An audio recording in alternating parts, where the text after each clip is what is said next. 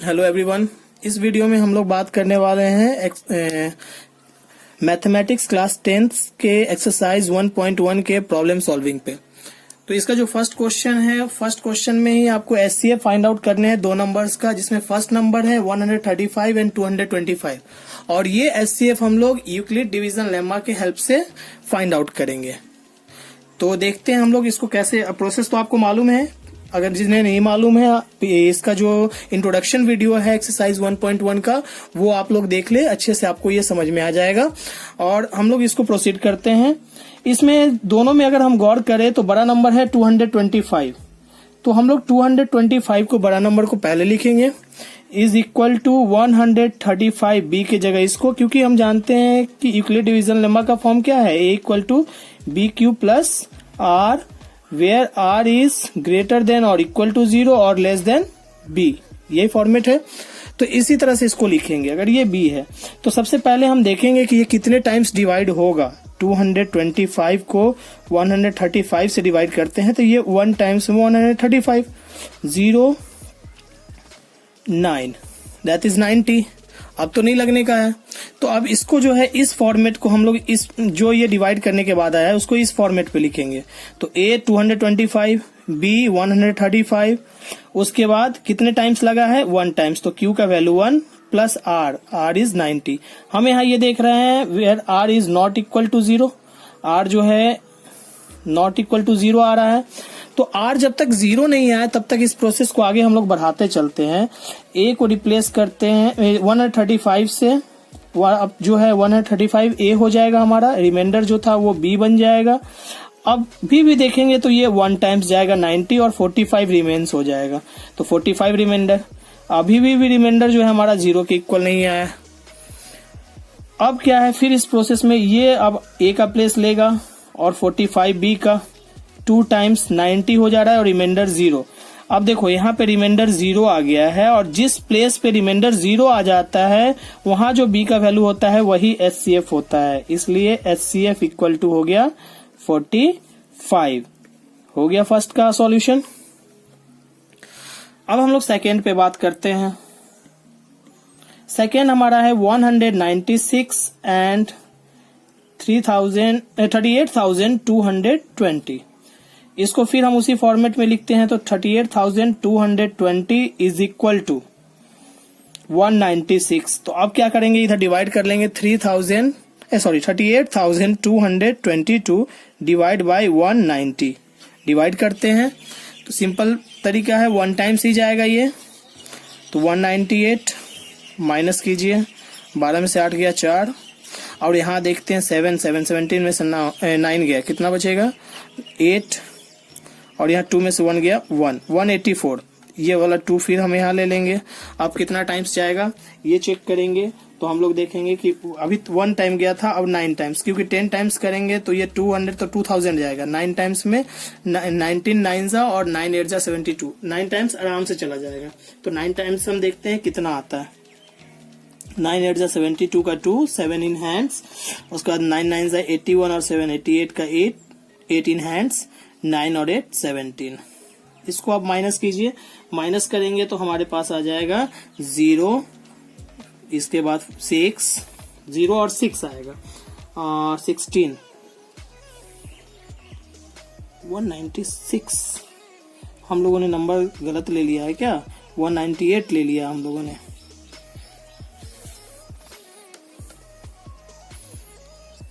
चलो हम लोग इसको देखते हैं 196 से, 198 नहीं 196 से इसको हमको करना था, तो हम लोगों ने 198 ले लिया। हम लोगों ने वहां मिस्टेक कर दिया था, यहाँ माइनस हम करेंगे तो 6 आएगा, बाकी सब हमारा सही है। और 6 से मल्टीप्लाई करेंगे तो 9 6 जा 54 आएगा। अब इससे यहीं पे हम लोग को जो है 60, यहाँ ये 4 हो जाएगा और ये 6 हो जाएगा। आप लोग कंफ्यूज ना हो, ये इससे कोई प्रॉब्लम नहीं है, हम लोगों ने गलती से 98 ले लिया था। चलो अब यहाँ से क्या करते हैं हम लोग, यहाँ जब डिवाइड करेंगे 1764 आ जाएगा आपका, और इसके बाद माइनस करते हैं। तो माइनस करेंगे तो यहाँ कितना आएगा, 12 में से 4 गया 8 आएगा, है कि नहीं, तो ये 8 आएगा। इसके बाद यहाँ 15 में से 6 जाएगा तो 9 आएगा, 9 आएगा और उसके बाद कुछ नहीं बचेगा, सब खत्म। तो ये 0 आपका रिमेनिंग है, वो यहाँ हम लिख देंगे। अब कितना टाइम्स जाएगा? 5 टाइम्स। 5 टाइम्स जाएगा तो 5 टाइम्स लगाएंगे तो देखते हैं 6 5 30 0 आता है ना लास्ट में, तो 6 5 30 का 0, हाथ में 3, 9 5 45 और 3 48, 4 इन हैंड्स, 5 एंड 4 9, माइनस करो, रिमाइंडर 0 फर्स्ट टाइम में ही आ जा रहा है। इसका मतलब अगर इसको हम डायरेक्टली 195 से गुना करें और रिमाइंडर 0 जोड़ दें तो इस स्थिति में रिमाइंडर हमारा यहीं पे आ गया 0 के इक्वल में।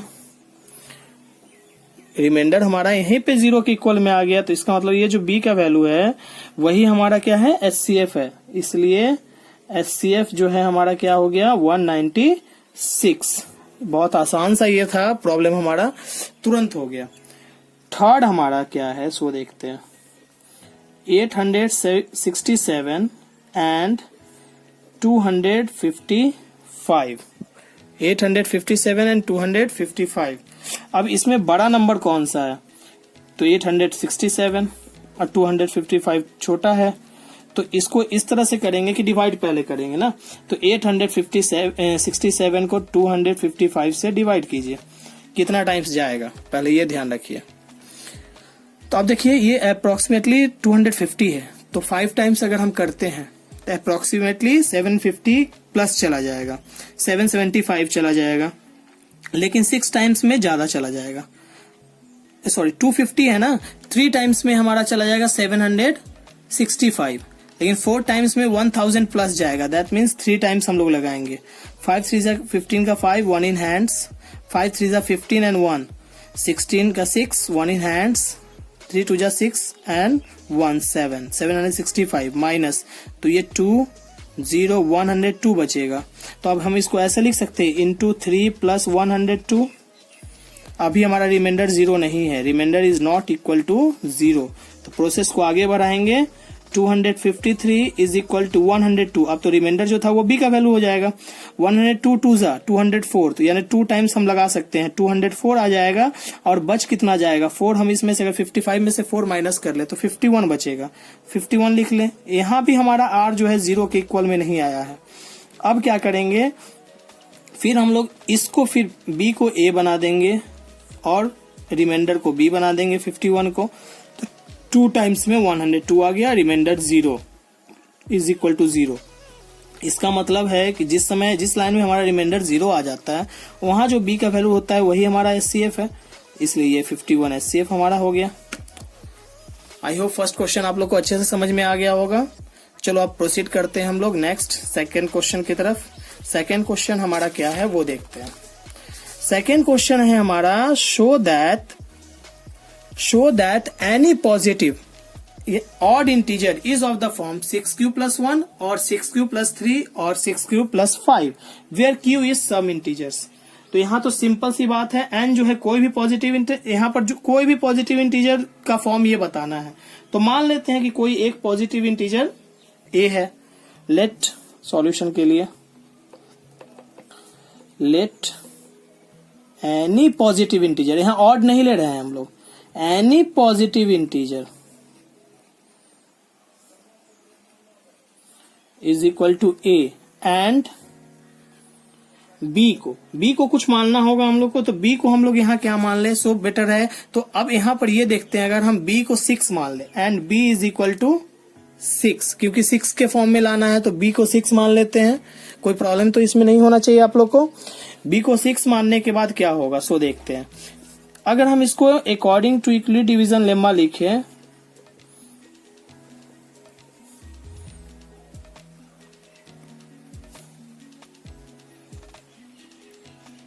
Lemma a is equal to 6q plus r where r should be less than or equal to 0 is less than 6, और कह सकते हैं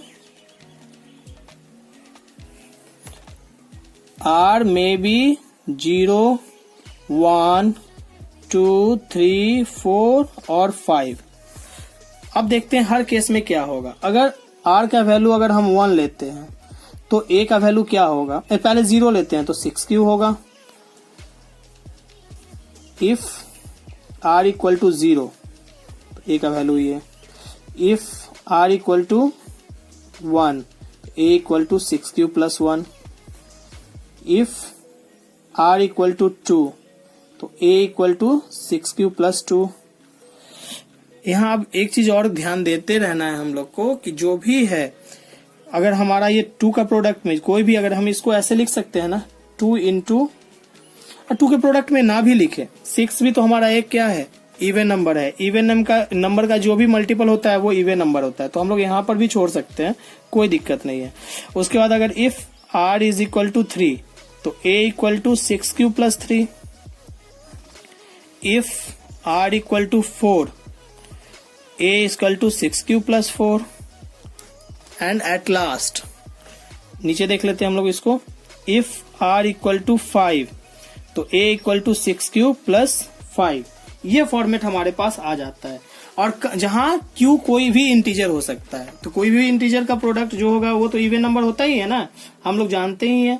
तो अब देखते हैं हम लोग इसको, तो कह सकते हैं हम लोग इवन, क्योंकि the product of any integer, यहाँ एक लाइन और आप जोड़ सकते हो, where q is any integer, where q is any integer, कोई भी इंटीजर हो सकता है। तो ये कोई भी इंटीजर के साथ इवन नंबर का प्रोडक्ट हमेशा ही इवन होता है। ये हमारा ऑड हो जाएगा, क्योंकि इवन और एक ऑड का सम हमेशा ऑड होता है। तो ये भी हमारा इवन होगा, क्योंकि इवन का सम और इवन का सम हमेशा इवन का सम हमेशा इवन होता है। ये हमारा ऑड हो गया, ये इवन हो गया, और ये हमारा ऑड हो गया। तो हम देख रहे हैं कि ऑड के कौन कौन से हैं। सीधा हम लोग लिख सकते हैं हैंस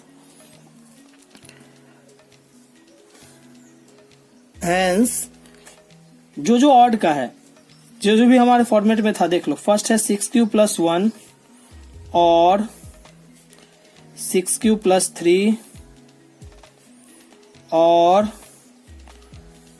देखो 6 क्यूब प्लस 5 वाला भी है ना, 6 क्यूब प्लस 5, ये तीनों ही थे आर ऑफ द फॉर्म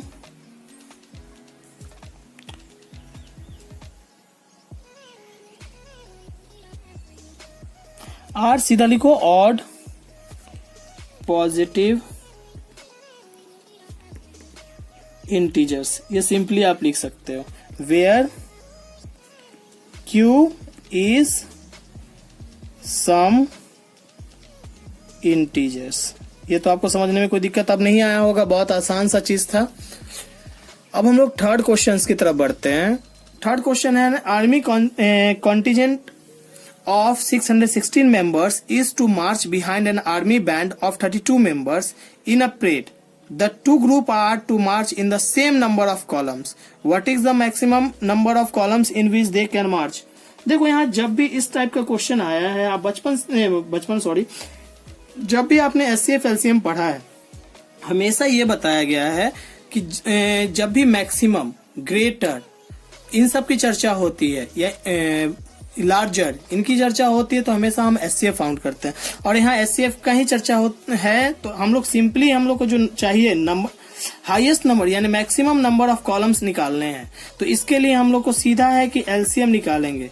तो यहाँ लिख सकते हैं to find maximum number of columns in which they can march, we have to find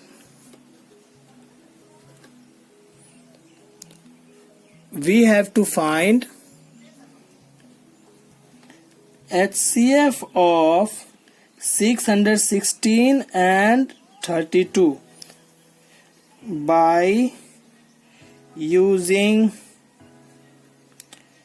Euclid division lemma, और एल्गोरिदम भी आप कह सकते हो, 322। अब क्या करेंगे, 616 में 32 से डिवाइड करते हैं, तो 1 टाइम्स 32 कितना बचेगा 29, 6 आ गया। अब कितना टाइम्स लगाएंगे, 9 टाइम्स 9 27, 270 ठीक हो जाएगा, 18, 288 तो कितना माइनस करके बचेगा, 8 दूना 16, 8 बच जाएगा। तो हम लोग सिंपली इसको कैसे लिख सकते हैं, 3 into 19 प्लस 8। अभी हम लोग देख रहे हैं कि r is not equal to 0 है, तो इसको आगे प्रोसेस करेंगे। यहाँ 32, यहाँ 8, 4 जा 32 होता है, रिमाइंडर 0 आ गया, तो लिख सकते हैं r इज इक्वल टू 0 यहाँ हो गया। तो यहाँ पे ये हमारा SCF हो जाएगा, SCF equal to 8। So required number of column is equal to 8 answer. ये आपका थर्ड क्वेश्चन था। अब हम लोग फोर्थ क्वेश्चन की तरफ बढ़ते हैं। फोर्थ क्वेश्चन जो है हमारा वो है use Euclid division lemma to show that the square of any positive integer is either of the form 3m और 3m+1 for some integer m। कहता है square of any positive integer, इसके लिए कुछ हिंट्स भी दिया है, तो आप हिंट्स का भी यूज कर सकते हो। सिंपली जैसे मैंने समझाया है वैसे भी आप बना सकते हो इसको, कोई इसमें लफड़ा नहीं है, बहुत आसान सा तरीका है इसको भी बनाने का। अब मान लेते हैं हम लोग इसमें भी let a be any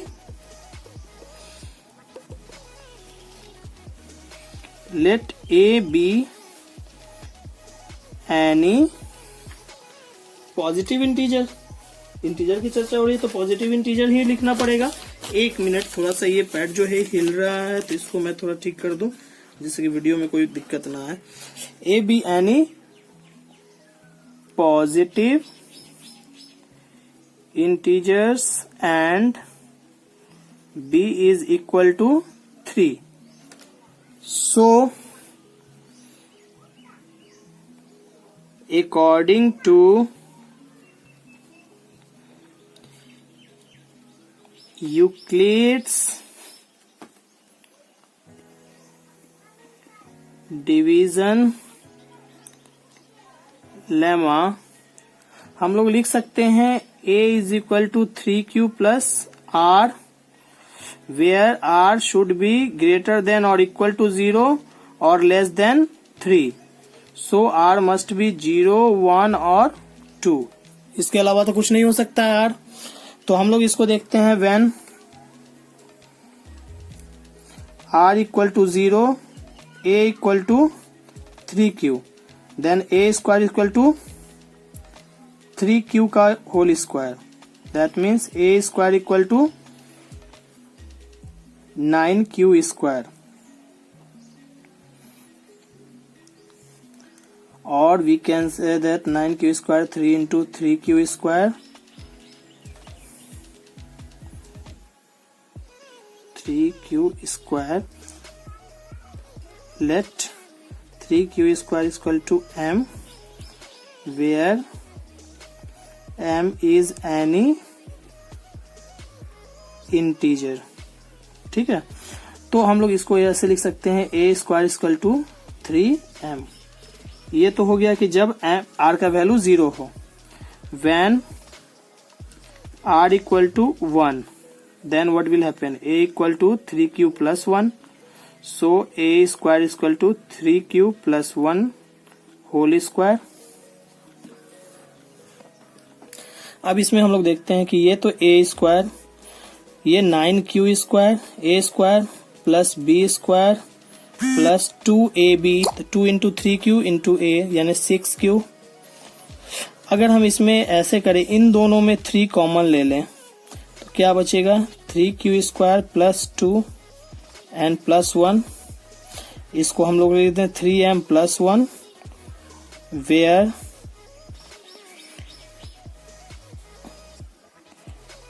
m is equal to 3q square plus 2।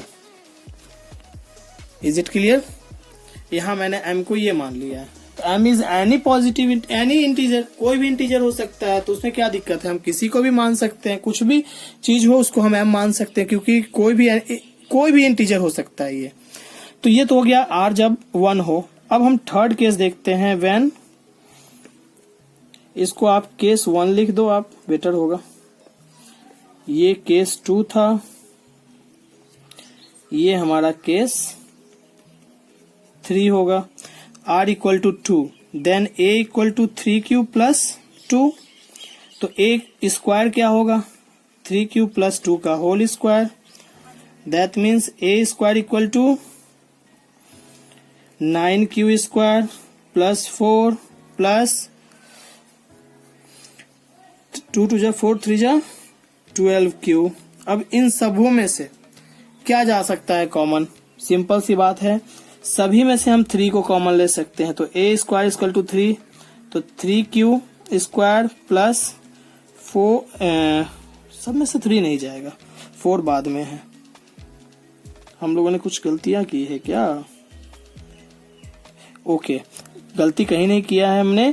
इसको हम 4 को 3 प्लस 1 लिख सकते हैं ना, तो इसको हम लोग क्या करते हैं, यहाँ कॉमन में 1 रहने देते हैं, और यहाँ जो हमने 3 लिया है तो ये तो 4q हो जाएगा, और इसके साथ जो 1 बच गया इसको प्लस 1 एक्स्ट्रा में रखते हैं, तो ये हमारा हो जाएगा a square equal to 3m plus 1। ये प्रोसेस कैसे हुआ, तो आप ये देख लीजिए, 3q plus 12q plus 3 plus 1, और इनमें से हमने कॉमन ले लिया है 3 को, तभी तो 4 में से नहीं ले सकते हैं ना, तो 3 लेके के हमने कॉमन ले लिया और 1 को बाद में ऐड कर लिया है। और यहाँ ऐसे लिख सकते हैं, where m is equal to 3q square plus 4q plus 1, कोई दिक्कत नहीं यहाँ तक। तो हम कह सकते हैं, एक चीज आप ये देख लो, a स्क्वायर का फॉर्म है, यहाँ भी a स्क्वायर का फॉर्म है, और यहाँ भी a स्क्वायर का फॉर्म है, तो सभी केस में हमारा यही फॉर्मेट आ रहा है, अलग कुछ नहीं गया है। तो हम डायरेक्टली लिख सकते हैं कि hence square of any positive, जो आपके क्वेश्चन में लाइन है उसी को, hence square of any positive integers is either of the form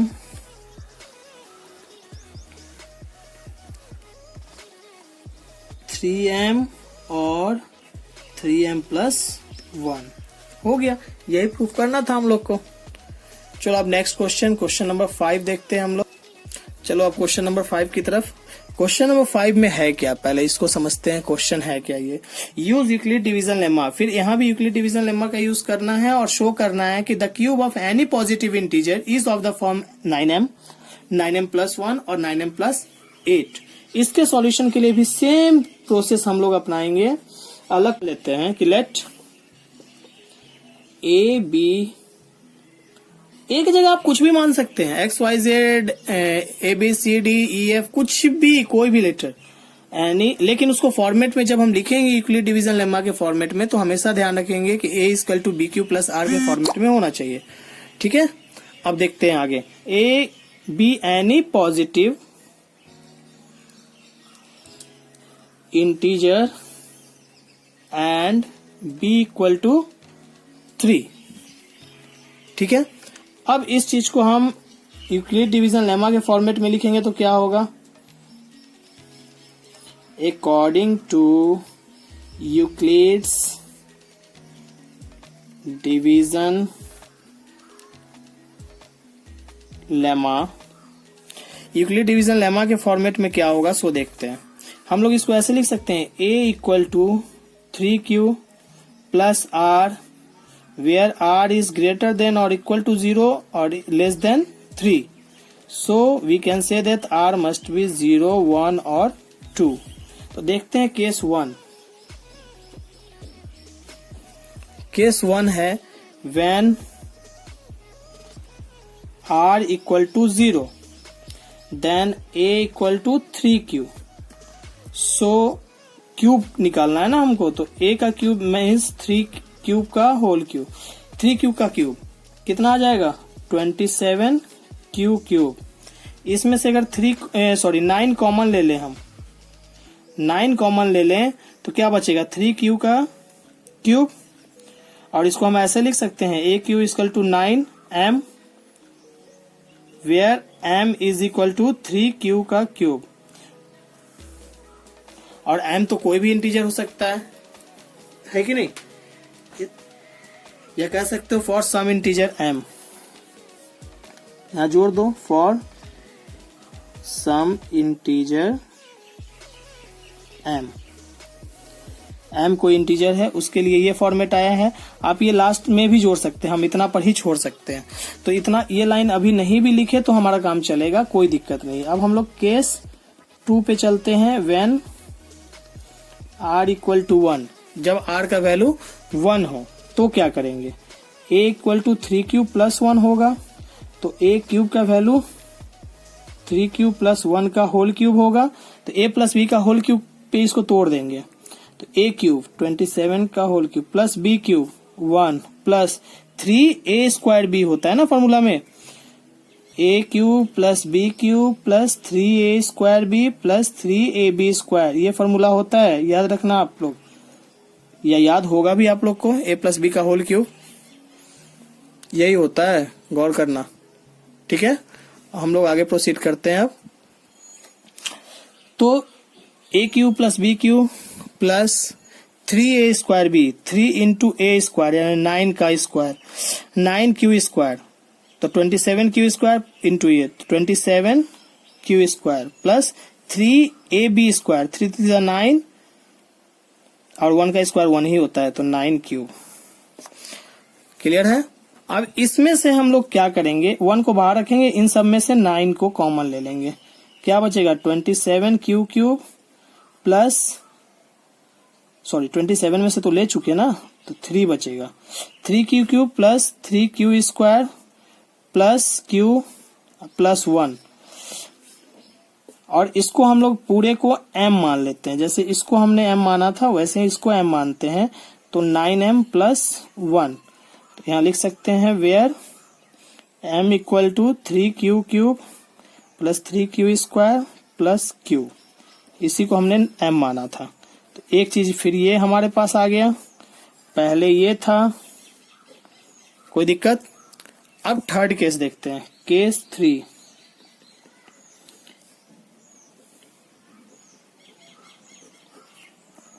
when r equal to 2, जब r का वैल्यू 2 हो तो क्या होगा, when r equal to 2, then simple है, इस पे भी कोई टेंशन नहीं लेना है।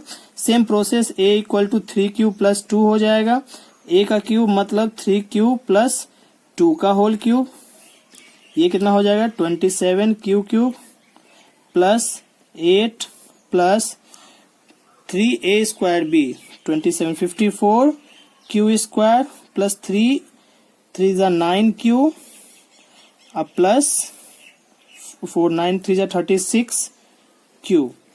अब ये चीज आ जाएगा a क्यूब में, तो अब a क्यूब में इसमें सभी में से तो नहीं ले सकते 9 को बाहर, तो इन सब में से क्या करेंगे, इन तीनों में से 9 को बाहर ले लेंगे, तो ये 3q का क्यूब प्लस 6q स्क्वायर अब प्लस 4q, और ये 8 को बाहर रखेंगे, तो इसका मतलब इसको हम पूरे को m मान लें, तो 9m प्लस 8 आ जाएगा, जो चाहिए था वो फॉर्मेट आ गया है।